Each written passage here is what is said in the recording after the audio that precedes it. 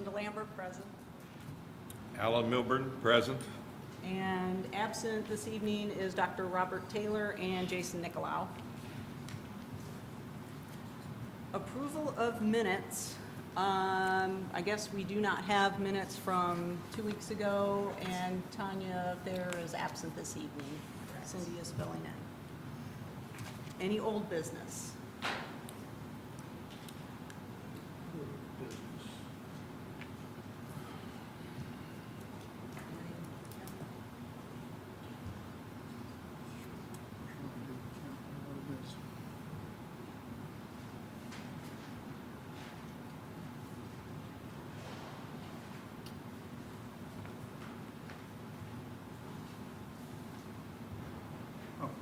Yes.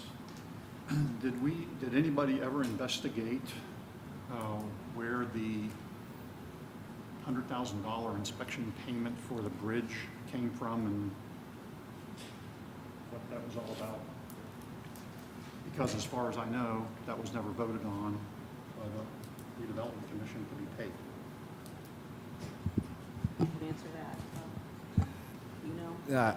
I can't answer specifically. I know that Joe LePage, who's out of town this week, was following up on that. So I'll make a note and we'll make sure we have a response Okay. at the next meeting.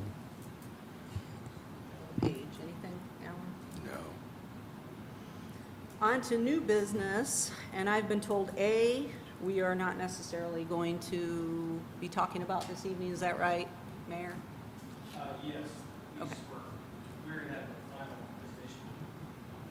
Okay. On to item B, Enterprise Drive Traffic Study, funding request, and Steve Davidson and Ken Olson, I believe, of American Structure Point are going to present on that. You guys can come forward. Thank you. My name is Steve Davidson. I'm Vice President. Oh, we can put you there with the microphone. All right, that'll work too. Steve, or if you would like, you could use that. That's fine. Ken can stay up there. My name is Steve Davidson. I'm a Vice President with American Structure Point, and we appreciate the opportunity to come in front of the Redevelopment Commission and give you an update on the Enterprise Boulevard project. Ken Olson, who's our project manager, will give an update of the status of the project and give you some of the recent activities on the corridor.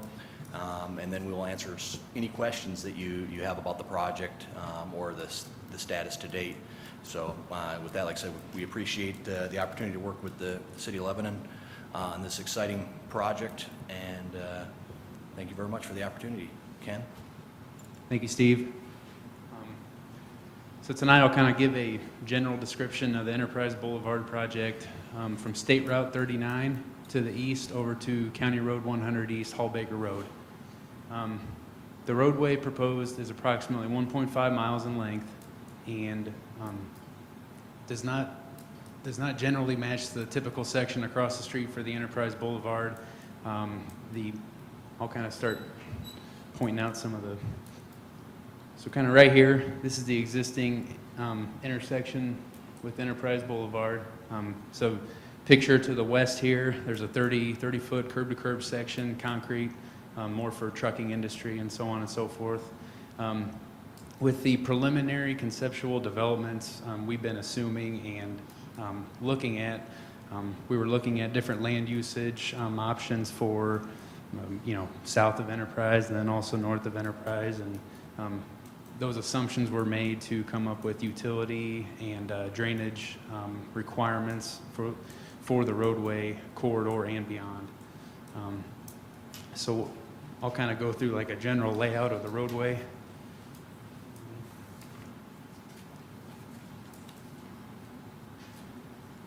This is very, very small and blurry. I'll try and do my best at kind of explaining what's going on. We proposed a 2 lanes in each direction, 4-lane total boulevard section with a raised median, curb and gutter. We proposed a multi-use path along the north side that can be switched depending on the development or the north or south. And we've also, for planning ahead, gone ahead and proposed to go ahead and grade both sides so they'd be capable for handling a multi-use path in the future. We've also in our utility infrastructure planning phase, we started to look at the utility locations within this corridor as well to make sure that when this roadway is built, we're looking ahead to not only the immediate and current usage, but also the full long-term usage of the roadway itself. So we're looking at everything from sanitary sewer systems, water main, of course you got your storm sewer system to drain the roadway itself, also a gravity sewer, looking at different alignments, or also we would have gas, fiber optic, power. So we're kind of thinking of everything within this corridor, and this is in a preliminary stage as it is right now. We've completed roughly up to like a 25-30% plan set. So we have the general alignment and general profile established for the roadway itself.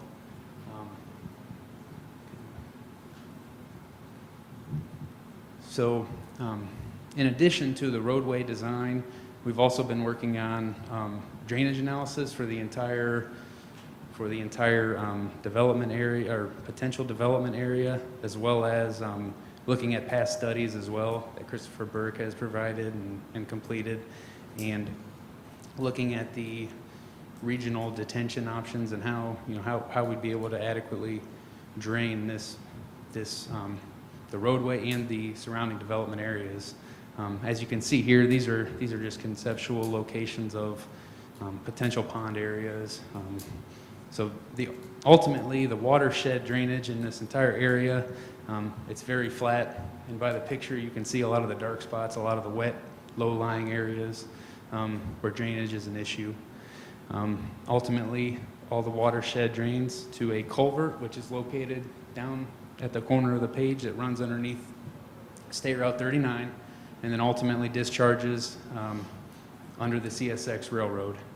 And so we've gone through coordination meetings with Ken Hedge, Boone County Surveyor. We've submitted a drainage analysis report to him, so he will be providing comments and any remarks on that report. So that's kind of where we're at with drainage.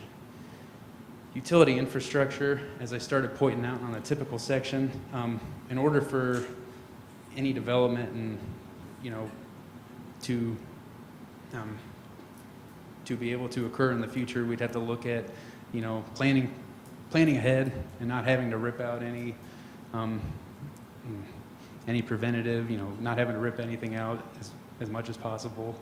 So our utility infrastructure group has started to put together a report to kind of look at these different alternative options of, because much of this is going to be dependent on the development and the timeline and phasing out. We've put in different alternatives into the study to go through different stages of the development and timing of certain things happening, and also always keeping in mind budget as well. So that report has been submitted to Mike Whitman and Bob Waples. So we've had a few different coordination meetings to kind of go through some of the basics. And then as far as also something that was just mentioned a little bit ago was you touched on the traffic analysis. State Route 39 is a state-owned corridor, so anytime a local municipality would like to tie into a state route, we have to obtain a drive permit. So in order to do so, NDOT has asked that we've kind of gone back and forth and established what is absolutely required at this time, because they first, in the initial preliminary discussions we had with them, they wanted us to look at the interchanges at both 39 and then also Hall Baker in kind of a grand scale report. Now, however, the fee proposal that you see today focuses mainly solely on the intersection at State Route 39 and Enterprise Boulevard, and would also include traffic signal design, which at the inception of this project, It was unknown at the time what the consideration would be for the intersection, and upon discussion with NDOT, they were already stating that this intersection was nearly already warning a traffic signal as it was today, so.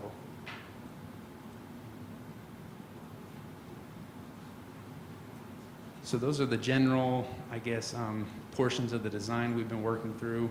One of the next steps leading up to a project of this sort would be the land acquisition. We held a property owner meeting with anybody that was within the survey limits. They received a letter and they attended the meeting. I believe it was fairly well represented with nearly all of the different property owners along the Enterprise Boulevard route. That meeting was held back near the beginning of May. And so project schedule-wise, we're in the middle of design. In order to, some of the next steps will be wetland delineation. We'll be identifying any wetlands along the corridor, any spots that might need mitigation in the future. We'd also be putting together preliminary field check plans, which generally get into the storm sewer design and looking at any depths we need to be taking into account for especially some of the pipelines that are crossing this field. And then also, so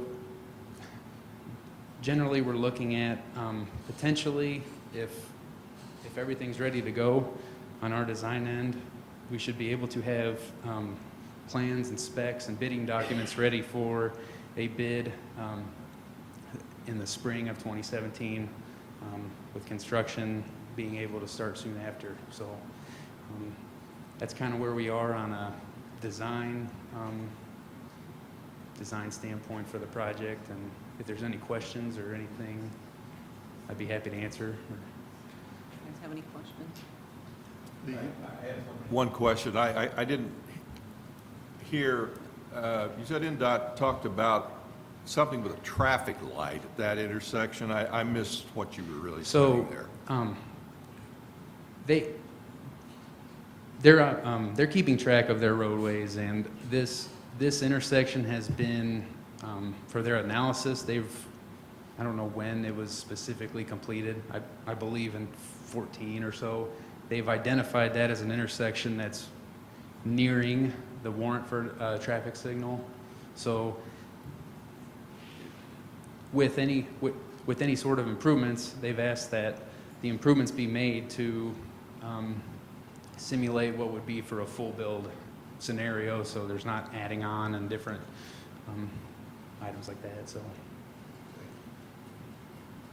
Jim, had a question? Yeah, so when this project was first discussed with the RDC last year, one of the comments was relating to, funding it was not contingent upon, but related to truck traffic coming through, designing the road so that trucks could continue down Enterprise Boulevard down this way to Hall Baker Road. Has that been considered?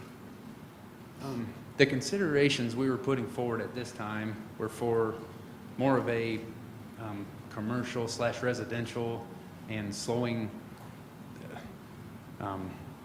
down vehicles and not having trucks coming through here. That was our current proposal. I know, but in order to use TIF funds to improve the site, had to have some benefit to the TIF district. Correct. And the benefit to the TIF district was to have another path for trucks to travel if the other path was closed off or something. Anyways, I'm bringing that up just as a point of discussion to make sure that we cover that one way or another. And the other one was, you mentioned, I think, a multi-purpose lane. Is that for like bikes Sorry. and pedestrians and things like that? Yes, an asphalt path.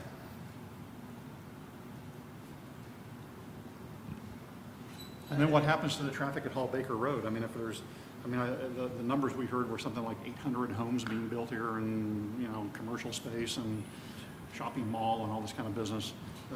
What happens to the intersection at Hall Baker Road and the improvements that might need to be happening there in order to handle traffic coming in and out?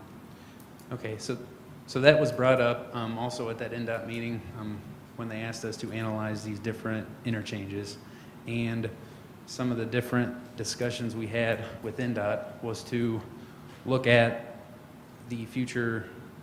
Obviously, there's no direct, it'd be northbound to eastbound, or sorry, southbound 65.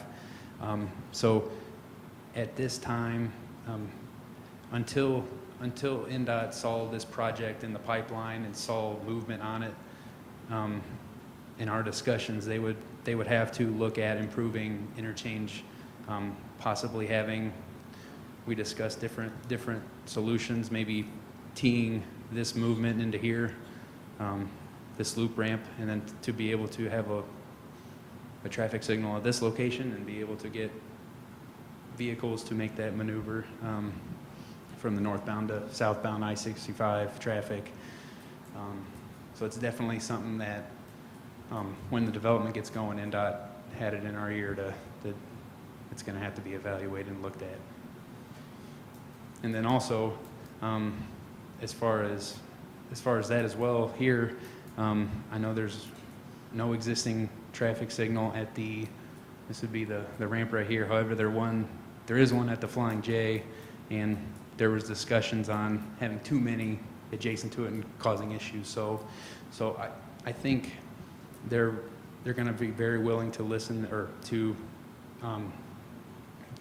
think about obviously making options to improve that to help balance the congestion at both interchanges.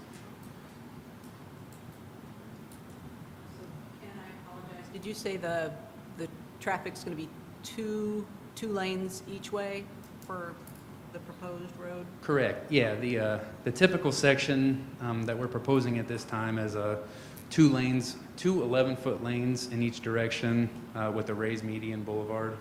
So this is a width, and the pavement design would be so that trucks would be able to use it.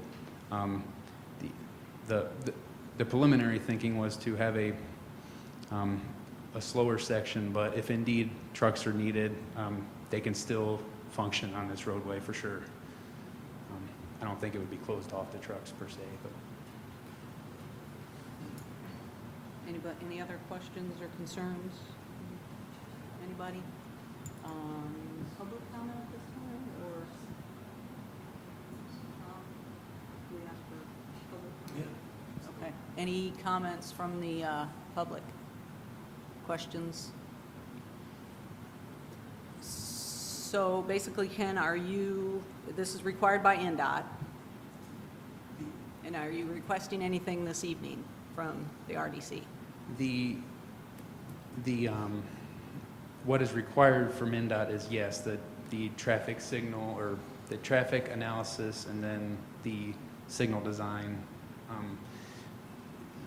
The signal design isn't necessarily required by NDOT. However, to make the project function adequately, a signal would be required. So a signal design was not part of the original contract, so therefore it'd be additional, and then the traffic analysis is to provide that analysis for a traffic signal. Okay.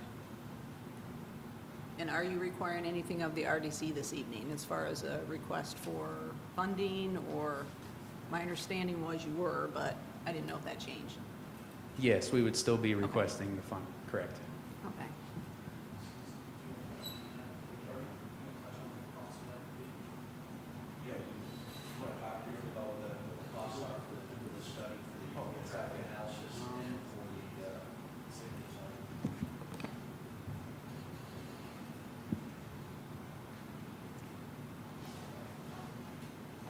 Yes, as Ken alluded to originally, when we first met when the city and construction met with NDOT, they were requesting a very broad study, as Ken alluded to, that they required analysis of multiple intersections at both interchange locations, all ramp locations. He can't hear you. Sorry. Originally, when we met when the city and American Structure Point met with NDOT, there was a request from the Department of Transportation to do basically a very major analysis, including at all the ramp terminal locations at both interchanges, throughout the corridor, which would have been very costly. We're looking at, I think, in the $75,000 range to do that full-blown analysis, but we were able to talk them down from that to say, hey, look, we're only, this development's going to go in over time. It's not all going to go in, on day one, so there's no need for that full-blown, analysis.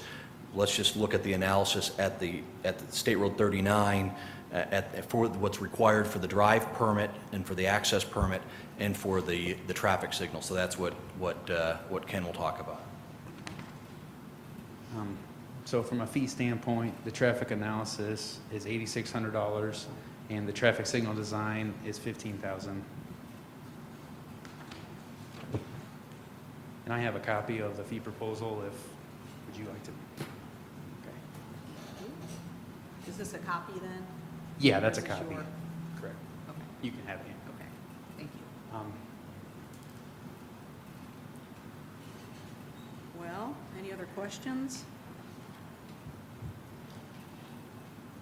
How does that change from what the original estimate was? I mean, is this a different amount now? I think in a magnitude, it was the full impact study that they were wanting us to analyze was in the $70,000 to $80,000 range. So 23.6 looks like the total at this point. Is there going to be additional needed based on your conversations with NDOT? I know this is just State Road 39 and where it meets with Enterprise.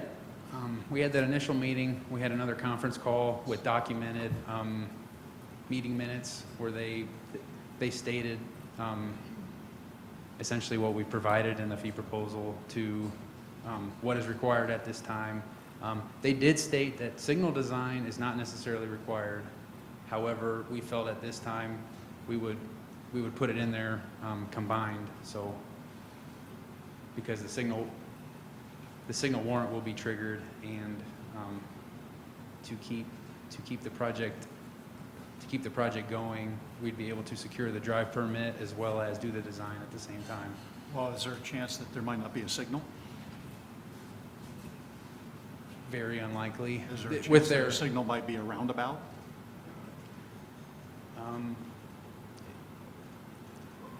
that would have to be a further analysis would have to go into it. I mean, roundabouts are Discussing being it. built all over the country now instead of doing signals, so it's just Right. a question.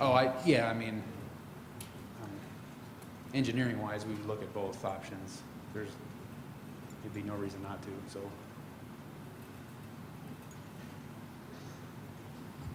Ken, with this proposal, are you looking at, if there was a motion and the funding was approved, that it would be an amendment to the existing contract, or would it be a new separate? That is correct.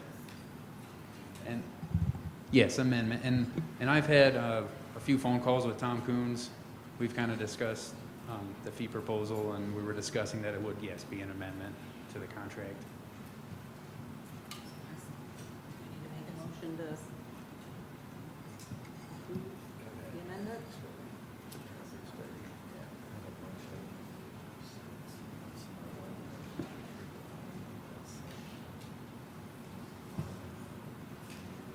Okay, contingent on that. Okay. Action. Or do I request a motion?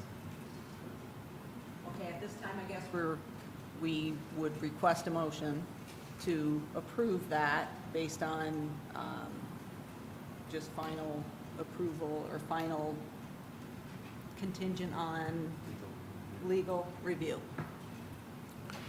I would move that we approve this request in the amount of $23,600 for both of those items, the traffic analysis study and the traffic light study, pending legal approval. Do we have a second?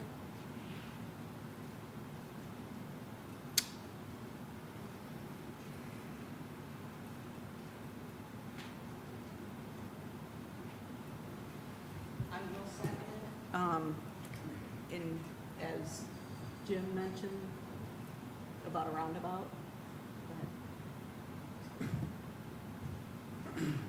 I'm uneasy about spending money on a traffic signal study, because I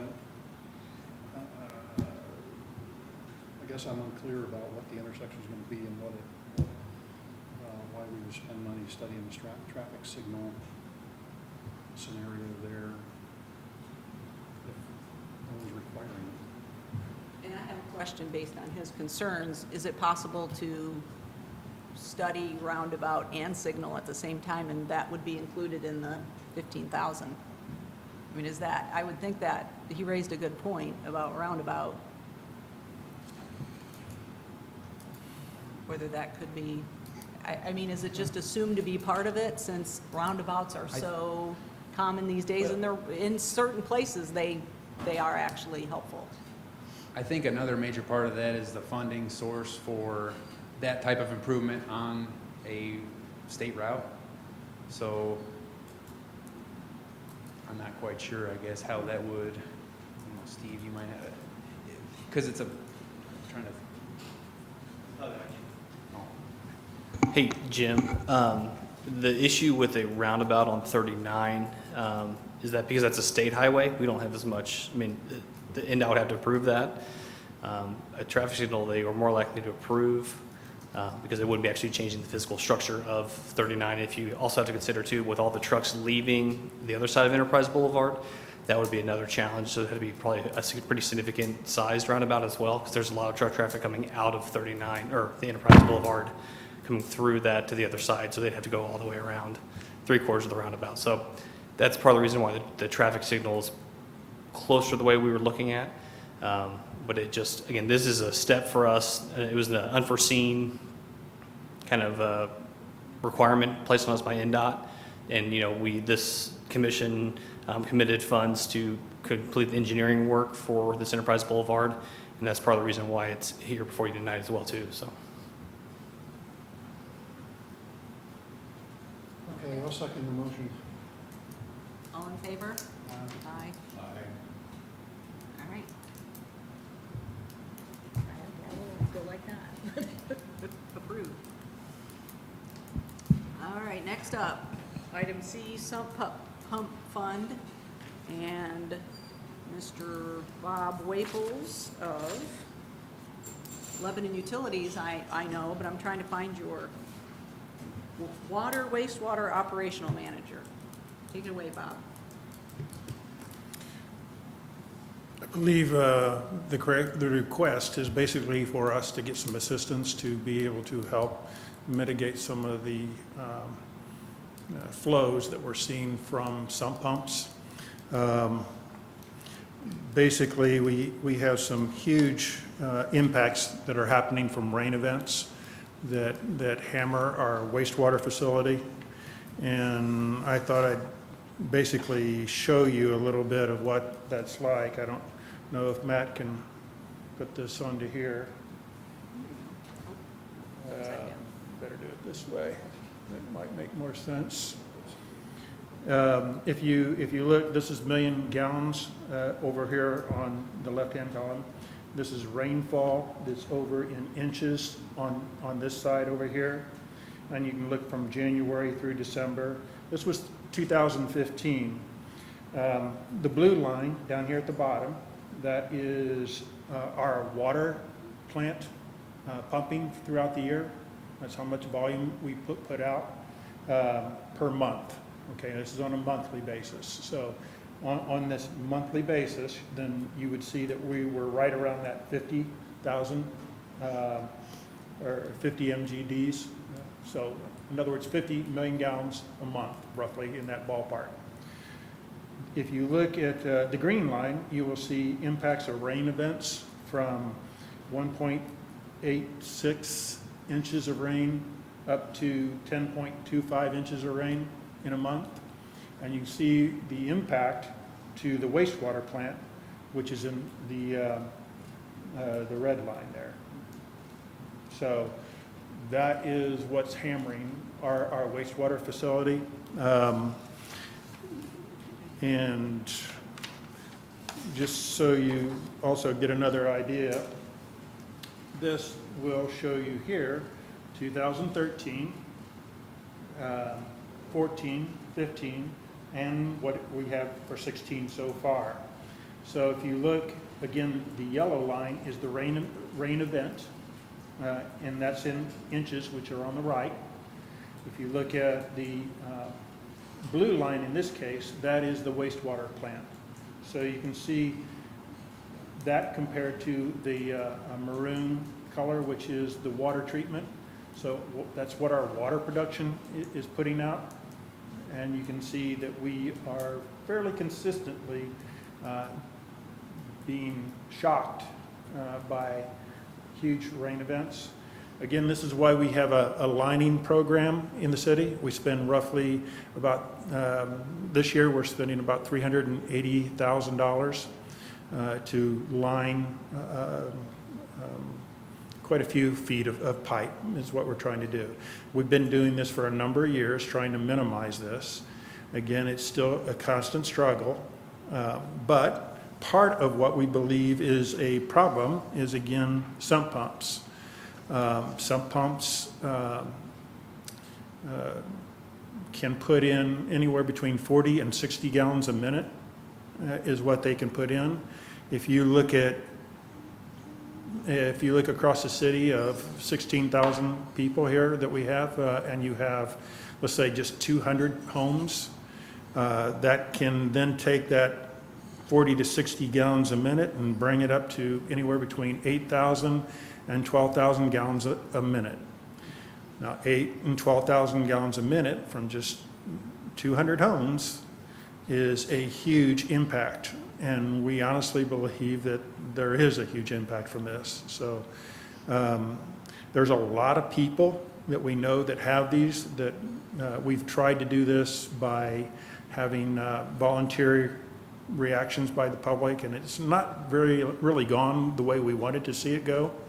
We know that there are people in the areas that we tried to address, which was really the Edgewood, Morningside area, that have sump pumps, and they just basically said, nope, we don't have. So we know that some of it is just that people do not want to be told that they have to do something and change something. Some cannot afford it, and that is a problem, not being able to afford. It's not in their in a budget that they can do. So what we're looking for is assistance into maybe putting a line item in our budget and trying to do this as an annual budget so that we can help start mitigating some of this issue that we find in areas and start addressing it in areas, so that just like we're doing with the lining process, that we can do this also with sump pumps. So hopefully start whittling away some of this. Now, I just used 200 as a number just to show you what a low number honestly could do to us. And again, that's not really excessively high for this big a community. So that's what we're doing, is asking for kind of assistance with that. And again, part of the reason why we're here tonight before the Redevelopment Commission is because this is causing issues for us out of the business park. Because we have significant water coming back into our system is getting closer and closer to capacity. And that will limit the number of businesses that we can actually attract to the business park. And we actually have had to turn away a couple few heavy water users, because we know that if we had them where they're using the water, and that comes back into our system, with these rain events, we have issues. So before 1972, these sub pump connections were legal. It was common practice. That's how they handled them. It wasn't an issue.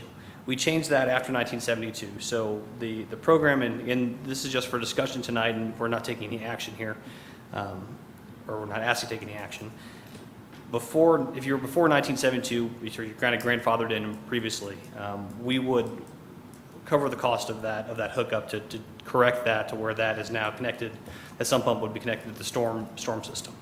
If you were after 1972, there would be kind of a cost sharing between the homeowner and the city to help offset those costs. But like I said, this goes back to the reason we're here, is because we can't continue to grow in our business park and bring in new development, bring in new jobs and new companies into our community unless we have the water infrastructure to support them. So that's, again, part of the reason why we're trying to come up with a creative solution here, and we thought the Redevelopment Commission would be a great place to come for that, so. So I got a question. If you take all that water and dump it, where are you going to dump it? Where? Yeah. Well, the main hope right now is to be able to get it to a storm system. Yeah. Now, there may not be a storm system in some areas, so some of that may have to be looked at. Part of it may be that we just use a gutter system, because most roads, which most of our roads are designed to have a 2-foot gutter, and we may have to just get it to that gutter. We may end up just getting it out to in between the sidewalk and in there and letting it flow over so that it can flow into it. We don't want it shooting out into the gutter. What we don't want is it getting to road slicks during icy conditions. If it falls over the gutter and goes into it, there we should be fine. It shouldn't affect things. So that there's those issues of how to get it there. So I mean, that's So what you have capacity on the storm system, but you don't have capacity in the treatment plant. That's right. correct. Storm system is completely different than the capacity for the wastewater plant. I mean, our drainage ditch, which is Prairie Creek, which is what carries most of the flow, can handle 1,000 times more than what our plant can. 1,000 times. So. Yeah, and the other thing too is, a lot of times these just have to be run over, through earth, right? Through grass or kind of, the problem is when they're directly connected from the sump pump directly into this treatment system, I mean, that's making it through pipes all the way back directly to us. So some of it can filter back down to groundwater if it's run over grass. It may come back in our system again through I&I, but that's a different story. We're working on addressing that. But the real issue why we're having such big peak events with the water is due to the rain and due to people's sump pumps running. And, they built Lebanon in a swamp back in the 1800s, and this is one of the issues we'll deal with. And unfortunately, we just weren't caught up with the times, and hopefully it's something we can address it going forward. It takes some of that pressure off of our system while we continue to upgrade our storm system, and it will give us some more time before we had to make a significant investment into our wastewater system. So how much money do you anticipate this costing? We have a rough estimate, and I know where Bob was talking about the budget line, but this would be a one-time kind of fund appropriation. We were thinking roughly in the neighborhood of $300,000 to see, again, how many homeowners would, because we are talking about covering the entire cost for people before 1972. And it's a significant number of homes, and so part of that would require an inspection by the utilities, which they would do for us. And then if they located an improper connection, we would be able to figure out what the price would be to correct that. So hopefully it's a one-time deal and we get them all fixed. If they don't, then of course if that money's not spent, it can revert back or whatever we need to do. But again, we're just presenting the idea tonight. We just wanted to bring it before you, something to think about. Of course, we can discuss it more and have some more discussions with other members as well too. So how long would that process take? I mean, it could be a long time. It's, again, part of this will be public outreach as well and getting the public aware of the situation. Are we talking about a year or 6 months or 2 years or 5 years or? I mean, part of it takes place on how fast the community picks it up. Who knows? Maybe they're, as soon as the funds are available. And I think we saw this a lot with the cost sharing on the sidewalk program. That was a really great model we've used through the Active Living Committee. As soon as we made if we lowered the bar a little bit for some homeowners to correct an issue, it really incentivized people to start addressing it. So this is one of those things that they're no fault of their own. They're in violation of the code. So any new homes that are being built, they're being built properly. That's not a problem. But basically, we have a lot of older homes. Who knows? It just takes a. I guess what I'm thinking is this something that we should fund $50,000 to twice a year for 3 years, or is it something we got to fund $300,000 to right now? And that can be part of the discussion. And like I said, we're just here presenting the idea to you. We based on our estimates, we think $300,000 could fix every improper sump pump. So if that happens over 3 years, if it's $100,000 a year, but from my standpoint, the faster if we have the funds available for people to get them fixed, it may incentivize them to get them fixed sooner. So if it's all available up front, and then, you know, who knows, we may discover it's more of a problem than we even think it is, and it may require more than that. So it's something we're looking at, but again, like I said, the estimate we have is that $300,000 would correct the problem overall, and again, by pulling that capacity off of the system, it helps us in the business park. Do other communities have the same problem? Oh, yes. If I can speak to that. Oh, yeah, it's all over. We're not alone in that situation, so. So presumably, it costs us business opportunity to have the problem. Yes. Yes, it does. Yes, yeah, we've had to turn away businesses we know that are heavy water users because we know we can't let them not be a good fit for you because we're kind of already flirting with our cap of where we are on our system. And if we can, you know, resolve some of these problems, it would help us going long term that we could attract, you know, we'd have more options in front of us. We wouldn't be limited by that. So. Do we know of other communities that do have the problem? Is this something they're doing as well? Do you happen to know? I've spoken with a few other mayors. None have really taken this approach. I think we're lucky that we have a very healthy TIF. Not all. I mean, other communities have already spent. They don't have this type of just capital sitting around. So this is kind of a unique opportunity for us to incentivize homeowners from that standpoint. But I mean, they're paying for it with one way or the other. So it's something we're dealing with, and we thought because by reducing this capacity, it would help. By taking this stress off of our capacity, it would benefit the TIF significantly, which is part of the reason why, again, we're here before you tonight. So. Okay. I'd like to make a couple of comments. Having served on the utility board for a number of years, I'm very, very familiar with this issue and problem. And it is a serious problem because, in a sense, we're putting a lot of water through the treatment system that doesn't really belong there. Now, we undertook a number of years ago, and I think we're still doing that, Bob, you can correct me if I'm wrong, of having inspections made and doing studies and trying to get people to actually get their hookups so that they get that sump pump out of the sanitary sewer and, you know, either into the stormwater system or out on the ground, but out of the sanitary sewer. You mentioned the lining project, which has been underway for a number of years to try and help the infrastructure. But we have a lot of infrastructure that's, you know, that's still weak and is in trouble. So when we get a lot of heavy rains, irregardless of the, you know, the illegal connections, as we referred to them, since we have an ordinance on that, it still permeates into the system. It just happens that way.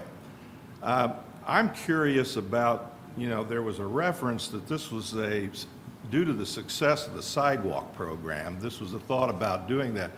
I'd like to know how many people in the community have actually taken advantage of the sidewalk project. In the first 2 months, we have had 12 homeowners participate in that program. And again, that's just that's where the city purchases the concrete and then they participate with the lowered rate. We negotiated a lower labor rate. So it's, I mean, 2 months, that's significantly more. And if you drive around town, you're starting to see sidewalks being done. We currently have a waiting list because we want to make sure we have enough.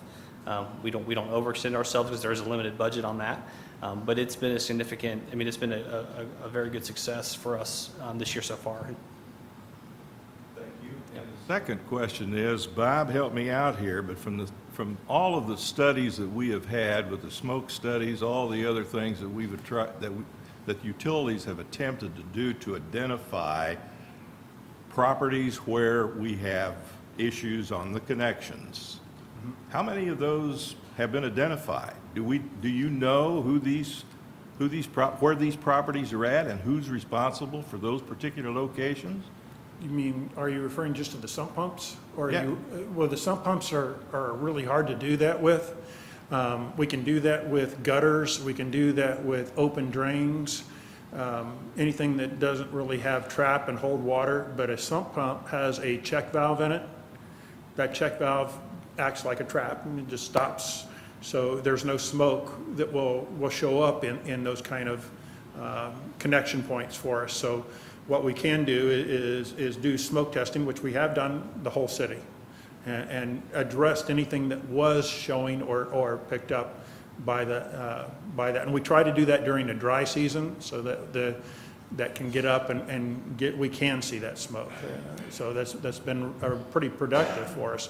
We fixed a bunch of our problems, and we fixed we got homeowners to fix all their problems that we could find that were direct connections. We just could not do anything with sump pumps because they do not show up because of that check valve.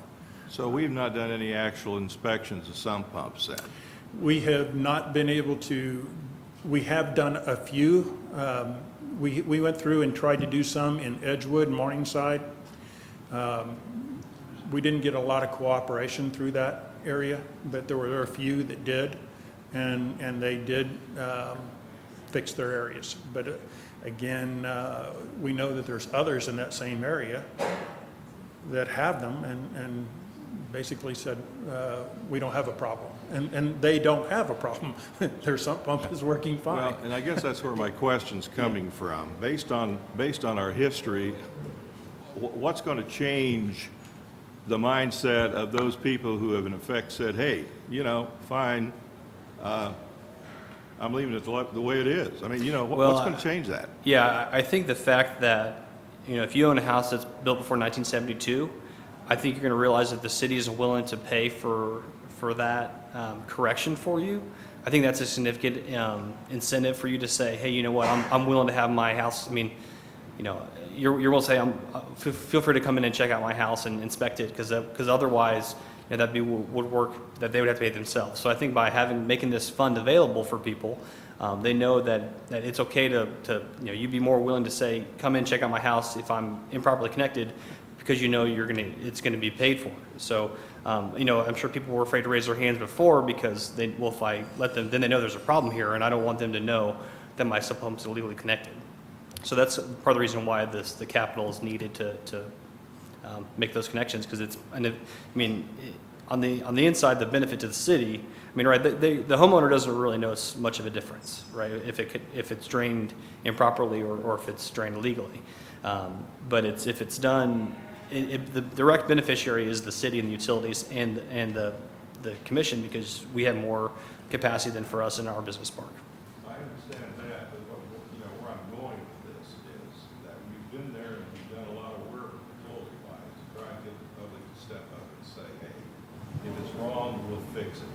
And we haven't been very successful. Now, 1972, if you somehow have a magic number for 1972, I don't know what that particular date, other than the fact that, there's probably a lot of homes that predate that, but I'm still trying to get my hands around what are those homeowners that have a situation prior to 1972, what's going to incent them to say, okay, I will fix it? Do we know all of those homes that have the that incentive, issue? yeah, the incentive for them is the fact that the city is going to pay for the correction, and that's what that $300,000 is for, because that would pay for them to correct that.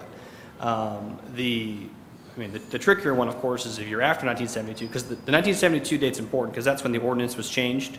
We said that it's illegal to connect to the sump pump. So anybody before that, that's why, status quo, it just happens, and if it's not caught in home inspection, things like that. So that's what's magic about the 1972. But everybody that owns a home before then, I'd be raising my hand and say, hey, come check out my connection, make sure either if I'm legal, and if I don't, at least I can have access some funds that helps me correct that, in which, again, the city's the main beneficiary from that. Yeah, and I'm not negative to what you're trying to do, because believe me, having, as I said, been on the utility board for years, I know we have a real serious issue. And if it isn't fixed, what it means is plant expansion and utility rates go up. Right, exactly, yeah. So, we're looking at a lot of things here to try and help the public step up and say, okay, let's get this fixed. But, I think it's more than just a sump pump. We're talking about sump pumps, but it's actually the connection off of those pumps and where that water is being distributed is the issue. This is one small part of a much larger problem. And I think the goal of this is to say, if we can take this off the table, we know that we've corrected all of these as best as we're aware, based on, getting the word out through utility bills or, identifying, maybe just knocking on doors to people. That's the goal. We can take this off the board, say we've corrected this, and if there's any other issues, we have other means to correct them. But, and I don't believe the utilities have ever made any capital available to homeowners to say, hey, we're going to correct this for you. So this would be kind of a newer program, a new approach from that standpoint. We're also, Alan, looking at, we've got a new camera now that we can go down a lateral from a clean out. And during this process, when people volunteer, that we will go through and inspect their lateral as well, so we can see what kind of shape that's in, what's happening in that form. So that's part of this whole process too. So that's what the utilities is planning to do during this thing. So. Is there going to be any time where someone's forced to make a change?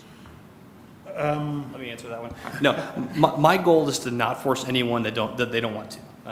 Of course, I do not want to go down that path. That's part of the reason why I want to incentivize. Just like we're not forcing people to fix their sidewalks, but we want to make it a little bit easier. If they do want to fix their sidewalks, they can do that with help from the city.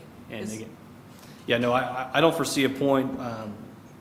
I don't think we've reached that point yet. I want to try to exhaust other options, and this is one of those other options to make funds available.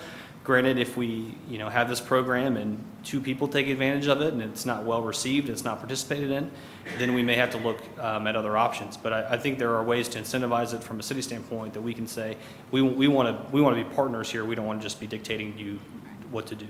So, Is there going to be a cutoff date where if they do it by this date, then it'll be paid for by? those are all things that can be worked out. Okay. Like I said, we just wanted to present the idea. We wanted to just get feedback from the board and put it in your mind as, hey, maybe something down the road to think about that we're looking at as maybe a possible option down the road. But again, we've had cost sharing with the sidewalks. I think that's been a good model for us. This is a little bit different because we're talking about the full price. But granted, this is a pretty big expense for a homeowner, and a lot of people that live on fixed incomes in older homes, they don't have an option they don't have any way to correct it. And again, if the main beneficiary is the city, and if it's going to benefit the business park, that may be something we need to look at. So what's the cost of expanding the wastewater treatment plant? Most plants, I think, go in the range, minimum $8 million. Okay, so case closed, right? Yeah. So $300,000 is it sounds like a big number, but in comparison to building a totally new treatment plant, this is definitely the more effective option for us. Any other questions or comments? Anything from Bob? Anything more? I think Thank it's you for been that. covered. It's just for information right now, so. Okay. Thank you. Okay, thank you. much. Any public comment? Okay, and if nothing else? Just, that was for information only. So plant the seed. Planting seeds. Okay. Meeting is adjourned. Thank you. I think, I guess I need a motion. Thank you. Thank you. Meeting adjourned.